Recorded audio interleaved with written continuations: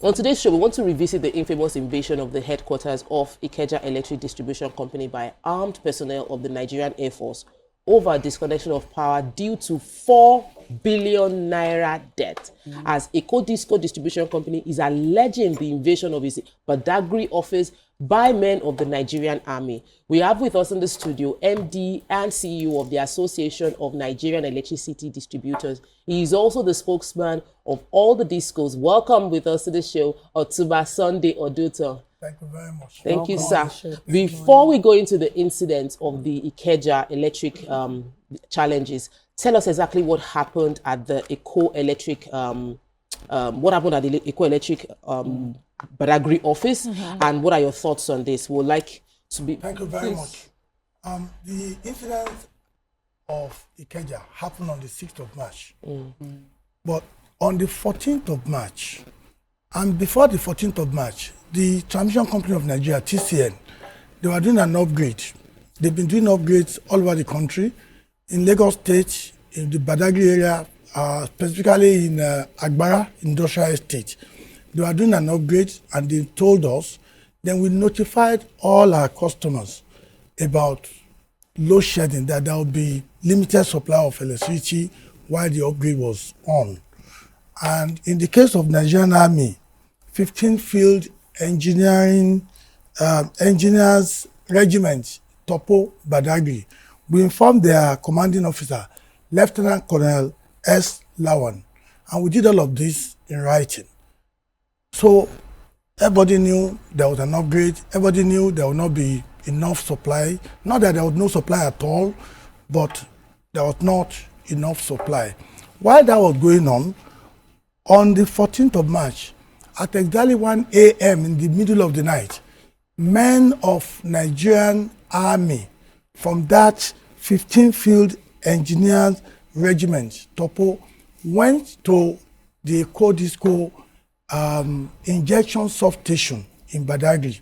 That injection substation is the place from where we switch lights on and off. We receive light from TCN and send it to our customers. There they met 2 of our staff, the DSO, which is the person in charge of distribution there, and a security man. Then they started beating them up for no reason. They abducted them in the middle of the night, took them to their barracks, inflicted injuries on them. Wow. And funny enough, after beating them, after doing all of that, they then bundled them into their Land Rover again, brought them back to their office, dumped them there, and then left. That was when we got the news. Now, my fear is that once nothing has been done to Air Vice Marshal A.K. Ademulegun of Ikeja Air Force Base, and the base commander is the gentleman called Air Commodore Umar. Air Commodore Umar, personally, the base commander at Ikeja, personally supervised the torture and beating of our staff, our drivers that they took to their base, 16 of them. The reason why we know it was him was because on the same day that they invaded Ikeja Electric, they came back in the evening on a so-called peace mission to assess the damages caused by their men. And when they came, led by Air Vice Marshal A.K. Ademulegun, the drivers that were beaten in the morning in their premises, that were tortured, then pointed at that base commander, Umar, and said, this is the man that asked them to beat us and torture us.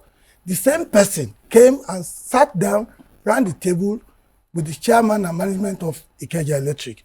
Now, this act of impunity must stop. And the reason why we call out the president, the national security advisor, the chief of air staff, in fact, in the case of the chief of air staff, every single letter that we wrote to the air officer commanding at Ikeja Air Force Base, we copied the chief of staff. He did not reply us. The chief of staff ignored everything regarding the debt of 4.3 billion. And since then, up to this morning, nothing has been done. Umar is still there as the base commander at Ikeja Air Force Base. Air Vice Marshal A.K. Ademulegun is still there at the Ikeja Air Force Base. And I'm happy we have a video showing his men including one person in blue beret who was their commander on that day. I was there at Ikeja, and I just thank God because I was in front of MITV. I was told to cross the road into Ikeja when I saw trucks, and they were scaling the fence. Even they had the female personnel among them scaling the perimeter fence. That was why I stood outside, who are taking video from afar. Thank God they took away the video. They destroyed all the CCTV cameras, took away all the controls, hard drives. Yes, but thank God, one of those database that they did not see is what gave us access to what you can see on the screen. And you can see how they were beating an innocent staff on the corridor, and you can see all their faces. A few of them even covered their faces. Otunba, so I'm really scared. Some people I'm really scared. Online. And they've been threatening me as a person. They've been threatening me.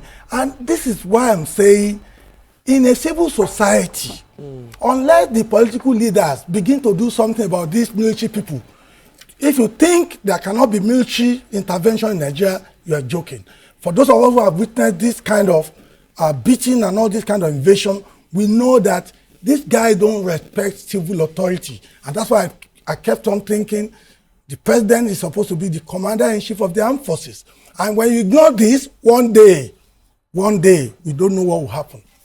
So This is scary. Yeah, This is very it is. scary. What But is it? what is the state of the health of the officers, of your officials Well, that were picked up, right, and that were taken? 10 of our staff were hospitalized, the one at the Ikeja. The guys at Badagry, they're still hospitalized up to now. And the sad thing is that once this thing happened, the military people don't do anything. In the case of Air Force Base, they came, we are sorry. And that's it. For us, that is too little, too late. That is not even what should be the case. You can see their faces on camera. These officers should be court-martialed. The Exactly. military And has it a should be done system. publicly. The military has a system. No, the I court-martial thought is so. totally, the court-martial is a private military matter. But it's a court of concurrent jurisdiction with a high court. Yes, a high court. So if we say you should file a civil suit now, that's the Same thing that will right happen. appropriate body. Yes. But if you have you written briefing the chief of army staff of this, Yes, and as you the know, so Ikeja that Disco as officially expected, written, or have you well, written to the president? We have sent a petition to the chief of army staff. In the case of the Air Force Base, we've done all of that. Even the National Security Advisor is aware, because Officially. in fairness to him, he intervened in the case of the Air Force Base. I mean, even the Minister of Power came out to condemn what happened. But what we are saying is there must be consequences. Yes. Air Vice Marshal A.K. Ademulegun is still in charge. Air Commodore Umar is still the best commander. We cannot continue to have this kind of scenario. And that is why, because they did it and nothing happened, the army officers at Topo in Badagry felt that they can do anything. We don't know what will happen tomorrow. Now, it is not the fault of Eco Disco that there was no light. It is because of the upgrade being done by Transmission Company of Nigeria. Should we be afraid to carry out or carry on with our legitimate business? Should we be scared every time we ask our staff to go and do their work? That's the problem. These videos Okay, are so the breakdown yes, of this is a lot of that. So are you going to sue for damages? Because this, can you imagine? they are owing 4 billion. They've not paid 4 billion. You now want to sue for damages. Yeah, they will add all of them now, because you can't just get away with this. Look, the solution, No. unless our political leaders do not have the political will to sort out things in this country, the solution on this one is very simple. Yes. Those who have done this are people that can be identified. We know who they are. We know who sent them. Yes. So there is hierarchy in the military. It is very easy to trace. This is not about unknown soldiers that invaded Fela Anikulapo's Post residence in 1978. In fact, this is not about the mad dogs that beat up one of Chief M.K. Abila's sons in 1992, when the then chief of air staff said, "Oh, sorry, they are mad dogs." We thought we have done away with the area of mad dogs. I think we should let this country work.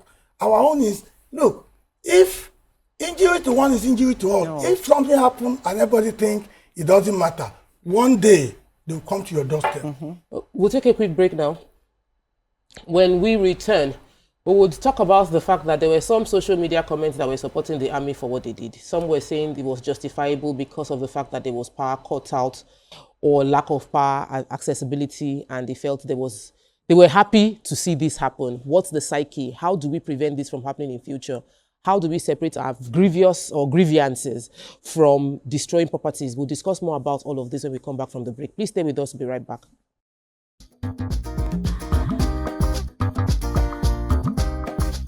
Stay tuned. Your View will be right back.